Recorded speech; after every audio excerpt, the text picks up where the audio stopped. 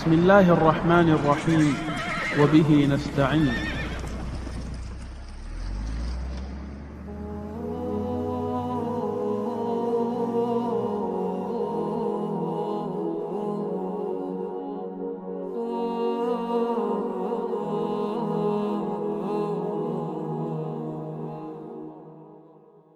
An important question that was handed to me, and the brother confirmed that it's authentic. It says, we're a group of sisters in camps and prisons in Bilad al-Sham who follow and listen to your lessons and classes. Shaykh, can you give us some advice on patience and raise awareness for us at a time when the Ummah has neglected us? And to this we say, لمثل هذا يذوب القلب من كمد إن كان في القلب إسلام وإيمان. To this a heart melts if that heart has any Islam and Iman in it. إنا لله وإنا إليه راجعون.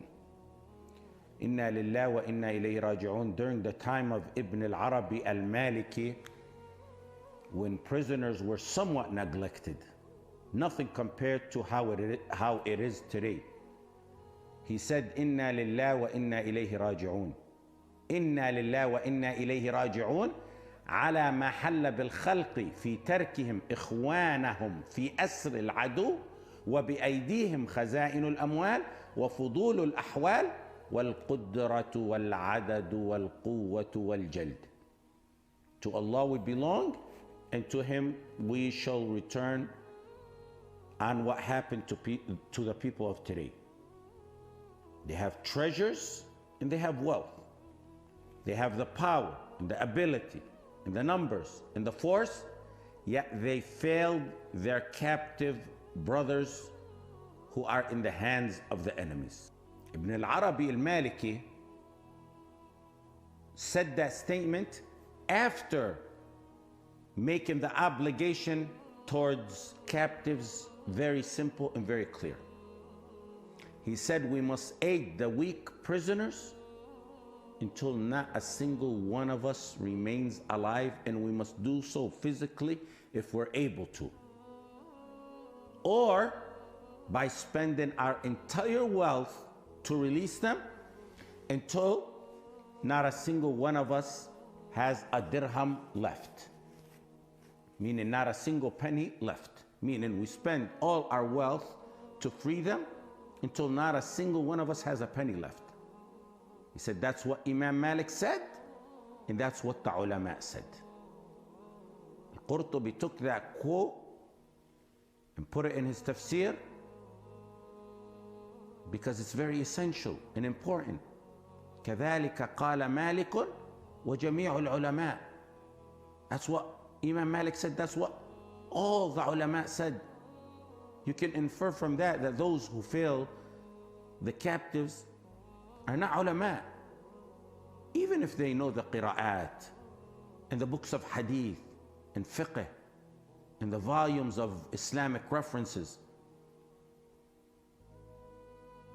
When Ibn Taymiyyah rahimahullah ta'ala heard that Al-Mizzi was imprisoned, Ibn Taymiyyah himself did not rest until he went to prison and broke him out himself. That was the mission of the shuyukh, of the ulama, of the imams of the Muslimin.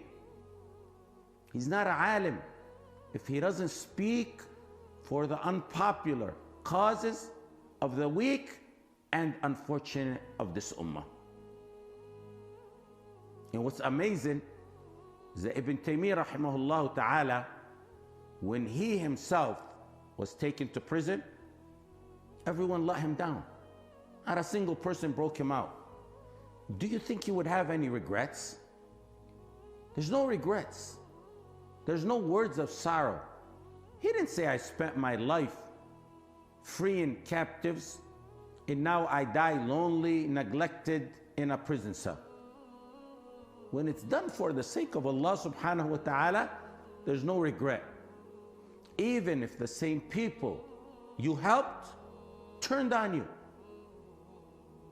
Those ulama, they were referring to the men captives women and children captives are a much bigger priority and concern. Real men don't stand crossed-armed when their noble, pure sisters are held captives.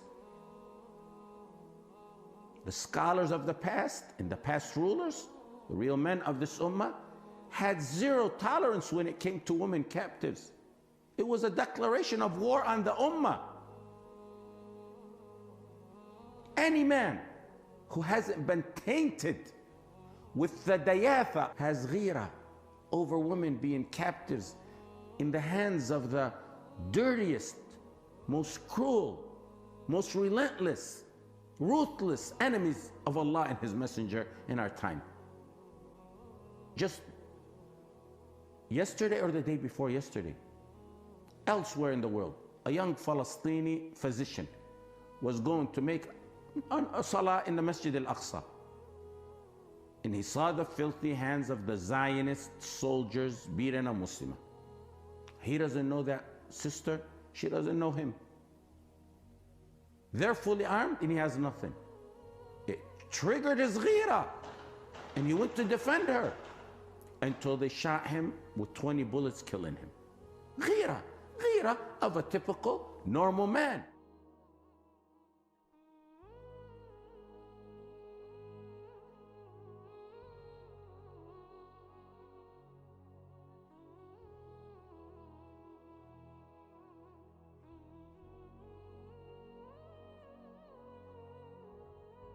Let's assume for the sake of argument, one disagrees with the sisters.